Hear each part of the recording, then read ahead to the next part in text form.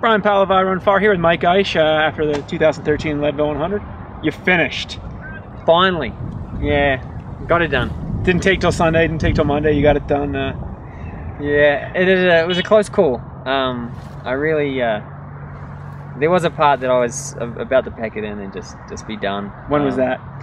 It was about 70, I think. Like half pipe? Yeah, somewhere around there. I didn't actually know what they're called.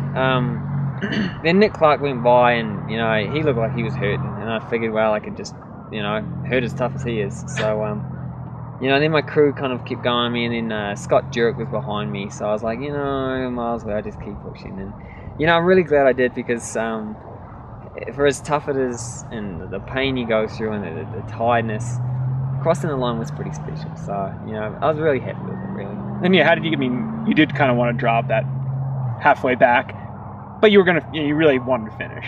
But not only did you like continue to the finish, you kept pushing it. You know, yeah, like I was doing the math, and I figured I had 30 miles and I had 13 hours to walk, and I could do it.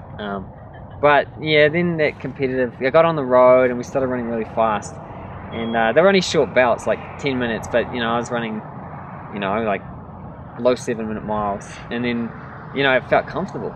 And then I'd walk for a minute, and then I'd run again, and then I could feel myself getting close. And once you get like close enough that you can smell the finish, then I was like, well, Scott's right behind me, I gotta hold him off, and he was trying to chase me down, and yeah, it was good. You know, it was really neat fun.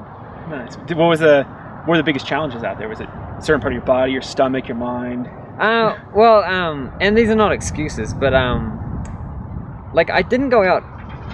Everyone thinks that I went out really hard, but I actually didn't. I just was really fast through the aid station, so I was gaining time, and I was running very controlled the first half, to heart rate actually, and I walked up Hope and on both sides because I was waiting for people to catch up, and the plan was that, you know, run with the pack until we got out of Twin Lakes on the way home, and that's a really runnable section, and I was hoping just to absolutely smash, you know, whoever I could there. But as it turned out, when I got there, that's where I blew up. So I had no legs to do any running. So it was one of those things that I fell down coming down Hope Pass really bad. First or second time? The second time. We got out of control, and I was just like, had the arms up, and I was just like, and then a piece of tree stuck out, and I clipped it, and I'm just really like, my muscles, like all my core muscles, because I felt like I was in a car accident. I just really hit hard, and then that probably got me a little bit too excited, because as we were running through the fields, you know, the average pace, I think at one point my pace is like, we're running 6:20 pace, and I'm like, we got to slow down, and he was like, we're going great, and I was like, this ain't gonna work. But it looked like you were way stronger than Charmin when you coming across that flat section, and I felt so good, and then I switched up my shoes, and they felt magic, and then I was like all prepared, and then it's so weird. 15 minutes later, I could barely lift my legs, and it was just strange. So, you know, like that was one little thing that probably, you know, kind of got me a little sidetracked. Yeah, there was just little things, you know, like no major muscle failures. No, you weren't puking on the side of the trail. No, and I think, you know, but that hit really hurt like a lot of my abdominal muscles, so I was really having trouble breathing. Yeah, coming into mile 76 aid station, you're like, I can't breathe. My diaphragm. I couldn't take any deep breaths, but you know, like I think the only factor was that was my heart rate was getting high, because I was, you know, and that's why we just would run for a while and then, you know, walk and run and walk. Because running was still comfortable leg wise, but your heart rate would creep. Yeah, because then after a while I'd be like, and it felt like I was like 200, and it was a great experience. You know, like I got to put into practice a lot of things that, you know, all this advice people have been giving me, and yeah, like I'm glad I kept going. I'm glad that people pushed me to keep going, and you know, tough as hell. I'm glad I finished, and I don't know if I'm even going to start another one. Yeah, okay. Because last year you said you're never going to do one again. About 12 hours ago, never going to do one of these again. Probably not. Probably. I don't know. We'll see. I mean, like talking in there, I think Jurek was talking to you, and you know, you had a good run out there, but clearly that's not your potential. There's definitely more potential, but I think things have to line up. You know, I had a whole different kind of career, and I could focus. You know, it was like running. It was kind of the same way that, say, Matt Carpenter did. You know, it was just running every day and this one goal. And you know, if I got in that position, I think I've got, you know, I'm fresh. you know, mentally that I could do that. I mean, you took a long time off competitive running. Yeah, and the thing is that it's hard fitting in 8-hour runs, you know, around, you know, 40, 50, 60 hours of work, and you don't want to come to these things half-heartedly, you know, because then you end up, like, you know, getting all negative and then dropping out. So, you know, like, if I was in a great position where, you know, I could, you know, do it properly, I'd like to have a shot, you know, maybe even have a shot at the record. Because, you know, Matt was a good runner, and he did it perfectly. But I can't see why, you know, couldn't match. Your time suggests, you know, in the shorter distances that you could have a go. Well, I felt relaxed, and, you know, he ran a fantastic, you know, like, third quarter, and I figured that, you know, like, if I can get to halfway and feel as relaxed as I did, and I just work on getting stronger that third quarter and running the fourth quarter, then, you know, maybe we can get close. So. He was extremely methodical in his training, so you'd have to... Oh yeah, you'd have, you know, I wouldn't say you have to work for it. Yeah. And I wouldn't say that you get it, but, no. You know, it'd be a really good challenge if you had the right, you know. So if you were to focus on another, would it be back here, probably? Yeah, like, honestly, I don't think I like Leadville's something special. You know, my whole running career, everyone's like, have you run Leadville?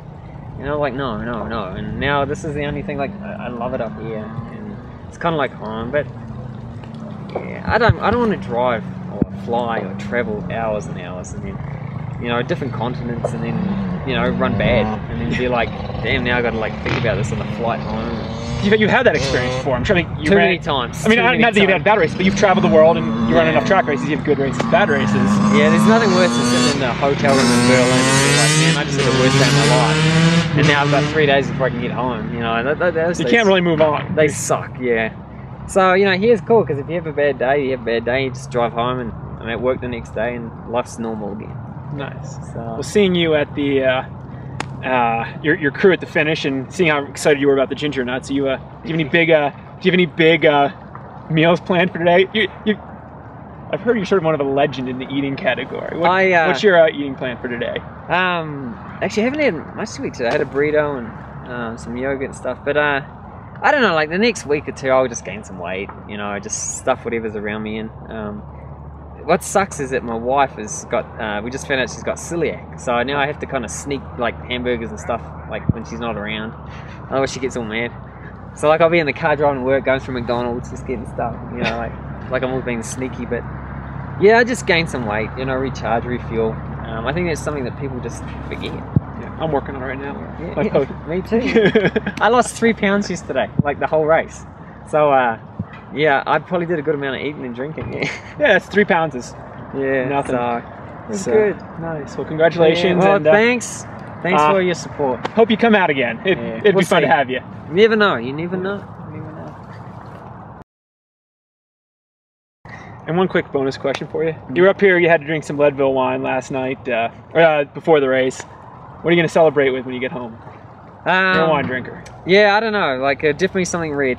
I'm not really into the white, but you know, we'll crack open a bottle. Maybe how we go to sleep, some Pinot or something. Yeah. Nice. Well, enjoy. You earned it. Oh, cheers. Cheers. Oh shit. Yeah, I don't even think I slept the night before. The race? No. Yeah. Well, we went to the bar because I was like, there's no reason. I'm not gonna be like rolling around. So I went to the bar. I did see some carbo loading pictures. Yeah, which is kind of funny because anyone who knows me knows I don't drink beer. Really? No, I just drink wine. I just don't like beer. Yeah. So everyone piled their bottles in front of me. I was just like... And did you get some wine? Yeah, no, I got a couple, yeah. Is there drinkable wine in Leadville? Oh, whatever. They just had like a Merlot, so I was like, they'll probably do. But, you know, you just... I don't know. I used to run with Lydia, you know, and he was always like, never ever go to bed because you think you have to. You go to bed when you're tired. You know, otherwise you're going to sit there and toss and turn and you never sleep, and it's worthless. It's not even restful. And your head case, I mean, not a head case, but your... Yeah. And he was always like, just, if you need to go and have a few beers and just relax and just, you know, and then when you're tired, go to sleep. And so they were like, we're going to go into town. I was like, yeah. You know, I got back just after 10. I was like, yeah, I got a couple hours, I'm good. Sweet.